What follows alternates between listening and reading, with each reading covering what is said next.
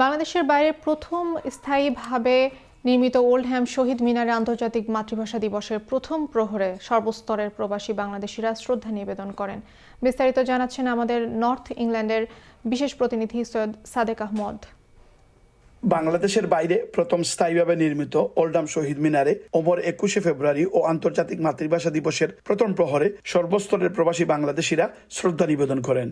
রাত 12:01 ম্যানচেস্টারের সহকারী হাইকমিশনার মোহাম্মদ জুবাইদ হোসেন প্রথমে পুষ্পস্তবক অর্পণ করেন।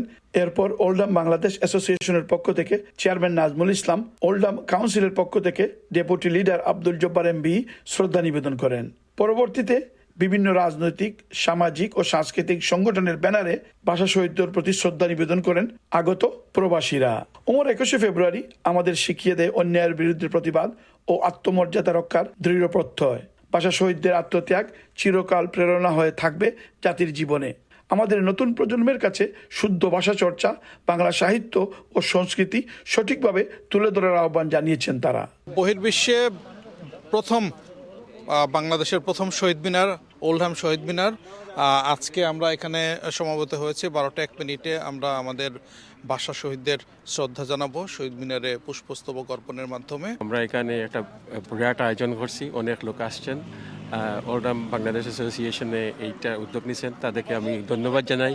আমি মনে করি আমাদের প্রজন্ম যারা আছেন তাদেরকে এই ভাষা আন্দোলন সম্বন্ধে অ্যাওয়ারনেস করা এবং এডুকেশন দেওয়া এটা খুব জরুরি। প্রথমে শুরু করছি যারা আজকে আমাদের এই দিনের জন্য শহীদ হয়েছিলেন, জব্বার, রফিক, বরকত, সালাম সহ আরো নাম অজানা অনেক শহীদদেরকে প্রতি আমি আমার শ্রদ্ধা প্রদর্শন করছি।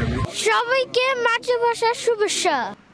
বাংলাদেশের বাইরে প্রথম স্থায়ীভাবে নির্মিত ওল্ডহ্যাম শহীদ মিনারে আজকে প্রবাসী বাংলাদেশিরা তাদের শ্রদ্ধা নিবেদন করেছেন এবং এটাই তারা বলেছেন ভবিষ্যৎ নতুন প্রজন্মকে যারা এদেশে বড় হচ্ছে তাদেরকে যাতে আমরা বাংলা ভাষা এবং শিক্ষা দিতে পারি, বাংলা ভাষা এবং সংস্কৃতি তাদের কাছে সঠিকভাবে উপস্থাপন করার জন্যই তারা আহ্বান জানিয়েছেন এবং জাতিসংঘে বাংলাদেশে বাংলা ভাষাকে যাতে দাপ্তরিক ভাষা হিসাবে তুলে ধরা হয় এজন্যই তারা জাতিসংঘের প্রতি আহ্বান জানিয়েছে। Syed Sadek Ahmed, channel S news, Oldham, Greater Manchester.